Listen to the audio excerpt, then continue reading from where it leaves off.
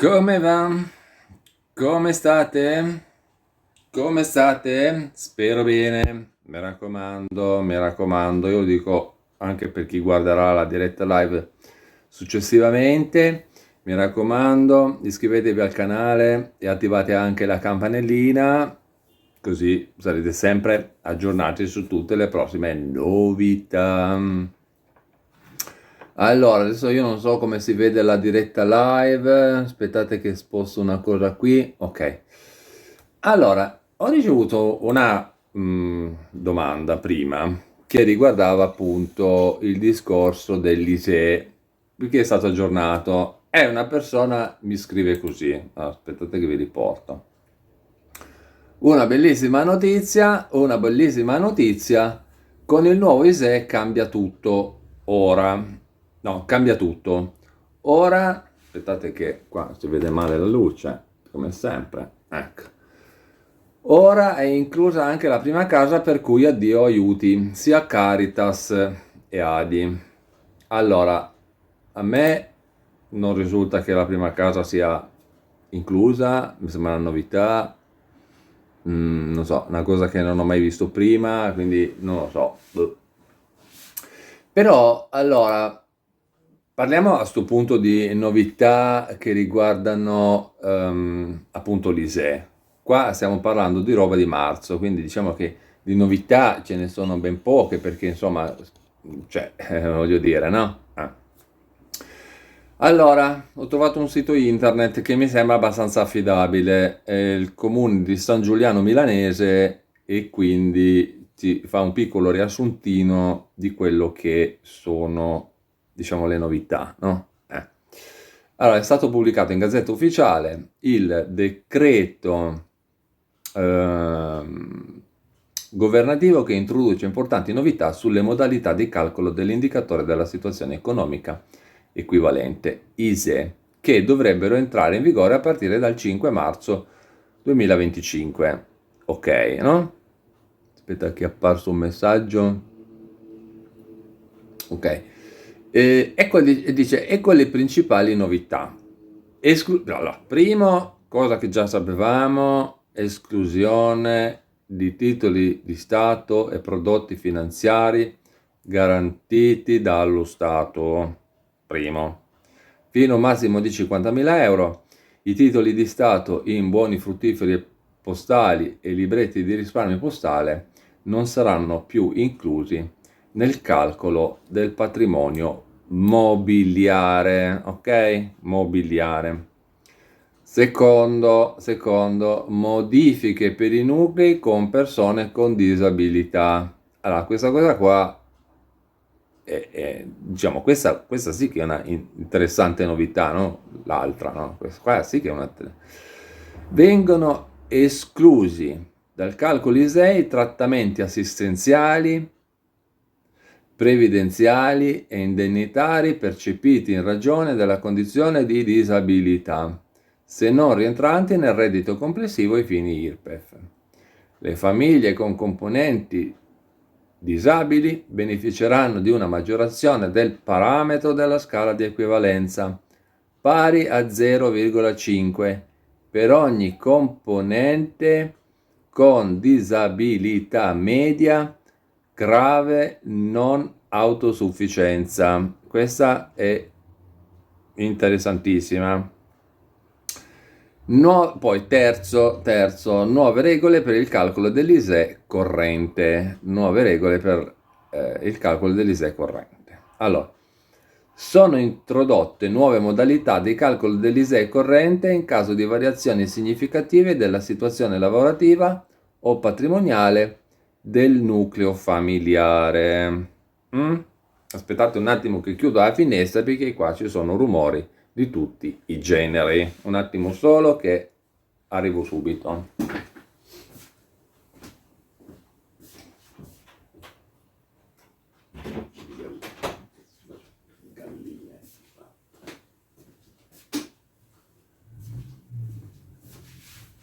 Eccoci qua. Poi, nuove regole. Allora, sono introdotte nuove modalità di calcolo dell'ISEE corrente. Ecco, questa cosa qua forse è anche quella più interessante. in caso di variazioni significative della situazione lavorativa o patrimoniale del nucleo familiare. E questa cosa qua è interessante. 4. Detrazione del canone di locazione. Quindi cosa succede? Che dalla somma dei redditi dei componenti il nucleo si sottrae fino a concorrenza, nel caso in cui il nucleo familiare risieda in abitazione in locazione, il valore del canone annuo previsto nel contratto di locazione. Ecco, questa cosa qua è interessante. Del quale sono dichiarati gli estremi di registrazione, ovviamente, perché se non è manco registrato non è che quelli si possono inventare che voi avete un canone di locazione. Quindi nel caso, allora, fino alla concorrenza, allora, aspetta, dove sono? Del quale sono dichiarati gli estremi di registrazione per un ammontare massimo fino a concorrenza di 7.000 euro, incrementato ovviamente di 500 euro per ogni figlio convivente successivo al secondo. Questa detrazione è alternativa, cioè capiamoci, a quella prevista per i nuclei residenti in abitazioni di proprietà.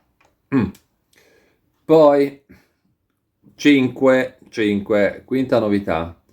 Validità dell'attestazione ISEE. Validità dell'attestazione ISEE. Si stabilisce che l'attestazione ISEE avrà validità dal momento della presentazione fino al successivo 31 di dicembre. Ok?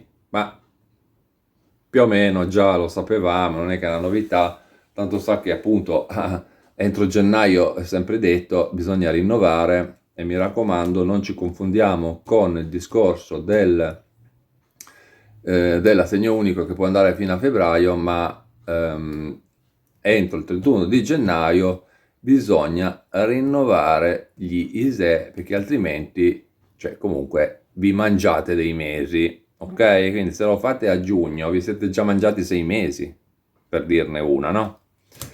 Però vabbè, chi mi segue già lo sa, perché tanto comunque io poi a novembre poi inizio a dirlo, di preparare i documenti e quant'altro, ma poi ne parliamo poi a novembre di questa situazione qua. Poi 6 DSU precompilata. La presentazione della dichiarazione sostitutiva unica dovrà avvenire prioritariamente in modalità precompilata, fermo restando la possibilità di presentazione ordinaria. Vabbè, perché loro vogliono utilizzare quella precompilata perché ci viene comodo a tutti, però sapete bene che anche quella precompilata bisogna sempre comunque controllare tutti i dati, perché non è detto che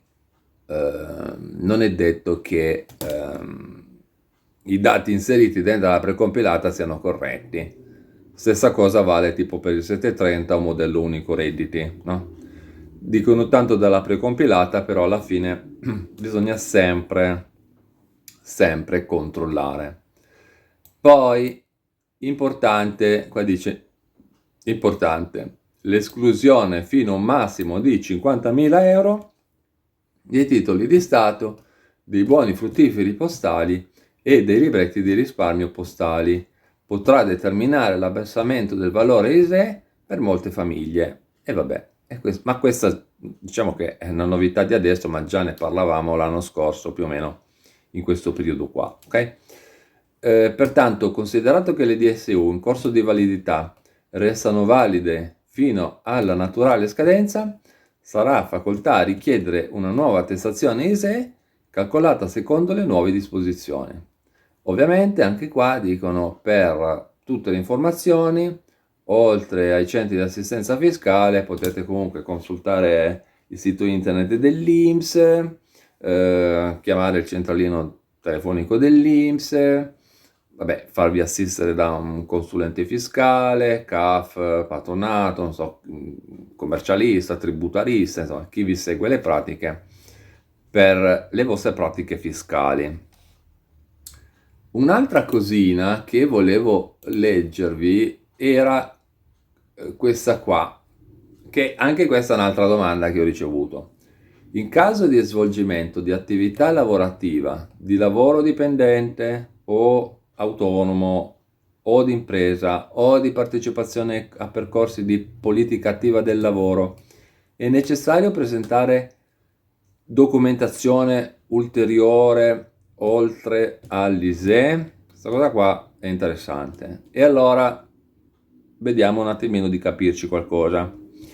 Quindi, in caso di svolgimento di attività lavorativa, di lavoro dipendente, autonomo o di impresa, è necessario presentare, prendete carta e penna così, se volete segnare ve lo scrivete, l'ADICOM ridotto solo se alla data di presentazione della domanda ADI si sta svolgendo un'attività lavorativa che abbiamo appena detto, iniziata dopo il 1° dell'anno di riferimento dei redditi della DSU.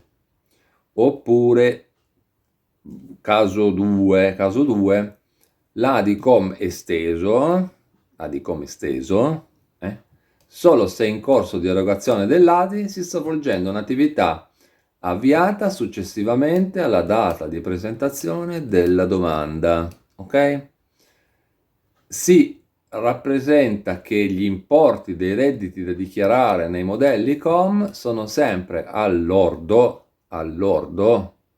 dell'abbattimento dei 3.000 euro, che già conosciamo questa soglia dei 3.000 euro, verrà effettuato da INPS in fase di calcolo. Ok? Bene, queste domande qua sono quelle che mi hanno fatto sul canale YouTube. Voi lo sapete. Se avete altre domande o informazioni, nella pagina principale del mio canale trovate il collegamento anche per potermi scrivere oppure mettervi in contatto diretto con me. Quindi vi consiglio di andare a fare un giro sul profilo del mio canale per collegarvi al mio sito, tra cui oltre al mio sito poi all'interno del sito trovate anche tantissime altre informazioni, tra cui il mio eBay, come ricevere una PEC gratuita, come mettervi in contatto diretto con me, quindi potete scrivermi direttamente, più tante altre cose, ok? Bene, io vi ringrazio per avermi guardato, ricordatevi come sempre di iscrivervi al canale, di attivare anche la campanellina, così sarete sempre aggiornati ovviamente su tutte le prossime novità. E quando potete, mi raccomando, mettete un bel like ai video, così aiutate a crescere il mio profilo, farlo diventare sempre più conosciuto, ok? A presto, ciao!